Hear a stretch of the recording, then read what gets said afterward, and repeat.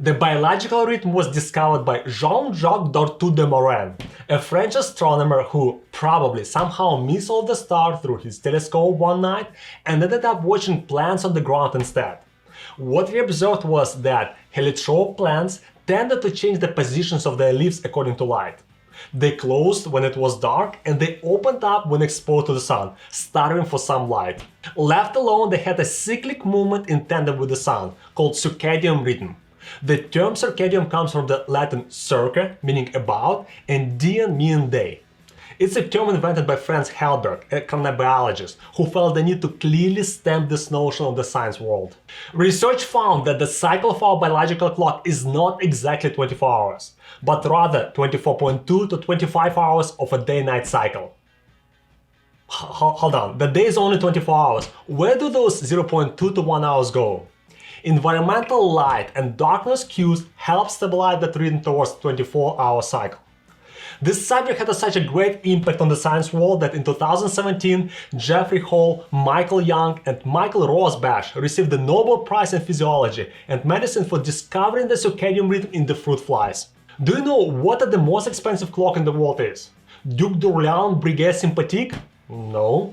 Breguet Grande Complication Marie Antoinette? No. The most expensive, priceless clock is the one inside you, your very own biological clock. Now, don't rush over to the pawn shop, I'm speaking metaphorically. Today we'll talk about the circadian rhythm and its impact on sleep. Coming up.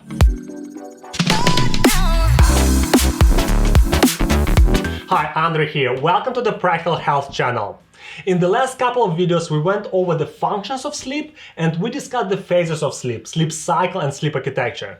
In this video, we'll talk about our internal clock that tells us that we should go to sleep in the evening and wake up in the morning.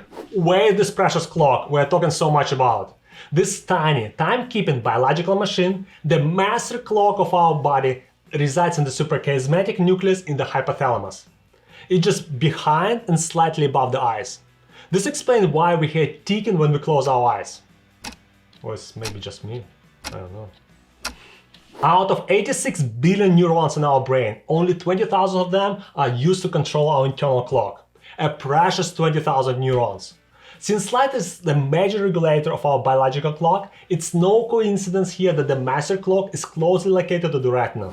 Light coming through our eyes generates impulses from the retina to the brain, specifically to the suprachiasmatic nucleus in the hypothalamus, and it creates the retina-hypothalamic pathway, which is responsible for generating the circadian rhythms.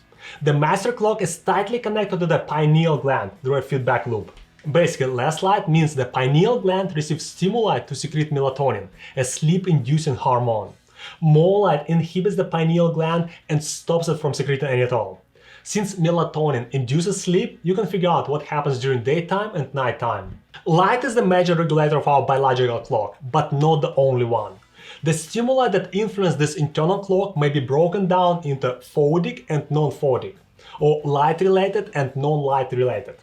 Non-phodic stimuli include simple behaviors such as eating food, exercising, environmental cues at different times, and the activities of peripheral organs such as the heart, the kidneys, the liver, the intestines. These organs also possess peripheral biological clocks themselves, which are not only regulated by the central clock, but also may influence it in a bidirectional way. This organ may reinforce or disrupt the rhythm of our central master clock. You may metaphorically say that the gears from one clock's mechanism turn the others, and vice versa. This clock regulates not only the sleep-wake cycle, but also body temperature and neuroendocrine secretions. You may remember from our previous videos how sleep affects our metabolism and how it ends in anabolic state.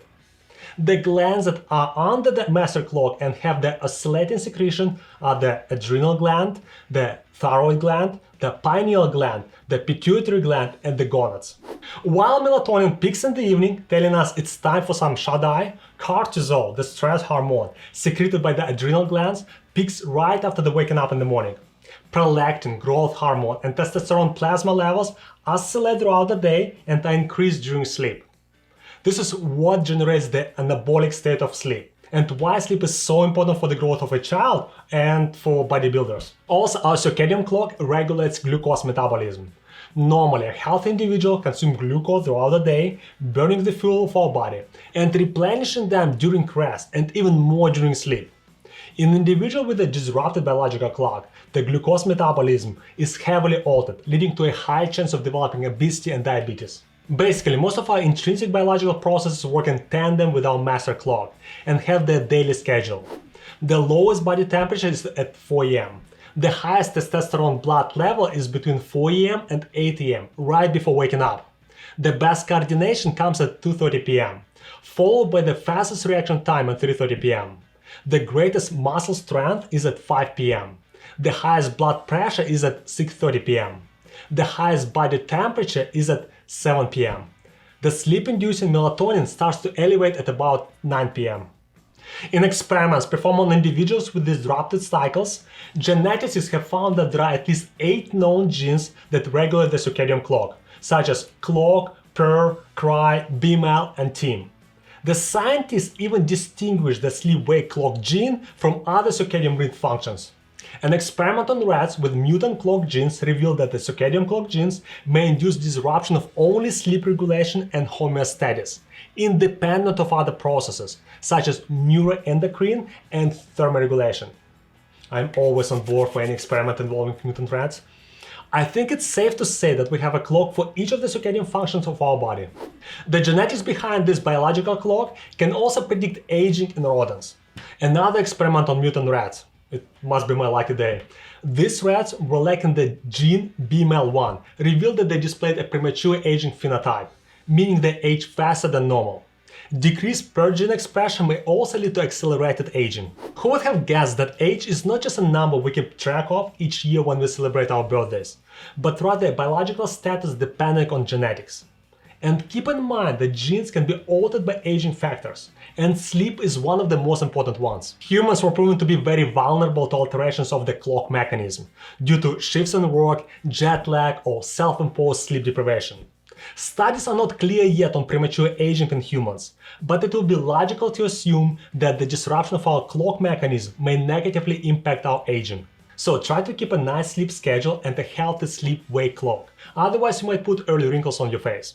By the way, the genetics of our timekeepers were the first target for scientists to research anti-aging drugs. Such attempts were made with, for example, resveratrol, which increased longevity in rats, but research of its effect on humans is still needed. Unfortunately, that's all the mutant rat data I have for you today. The central master clock possesses 2 important characteristics. It's neuroplastic and it's very sensitive. Therefore, it can easily suffer changes due to diseases in the peripheral organs, self-imposed sleeplessness, or certain unhealthy sleep behaviors. The best examples is jet lag. After a very long flight to a completely different time zone, you may feel very confused for a couple days about your sleep-wake habit and even exhibit peripheral symptoms. The good thing about this neuroplasticity and sensitivity is that what may have been altered can be changed back by following good and healthy sleep hygiene. Or you can be like John McClane and make feast with your toast. That should clear up your jet lag right away. So that's it for now. What we have discussed today. We have a biological master clock that tracks a period of 24.2 hours every day, and peripheral clocks specific to each system in our body. This master clock is regulated by both photic and non-photic stimuli. Since it's very vulnerable to changes, it can be easily damaged, but is easily repaired with a healthy sleep schedule.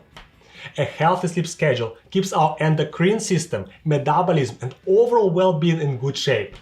And finally, a healthy sleep schedule may prevent us from aging. The research master for this episode is Dr. Florin Horia. Florin is a European microsurgeon who is super passionate not only about his practice but also about the exciting science behind a healthy lifestyle.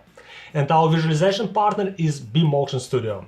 In the next video, we'll talk about the anatomy of sleep and all parts of the brain that are involved in sleep. See you next week. Bye!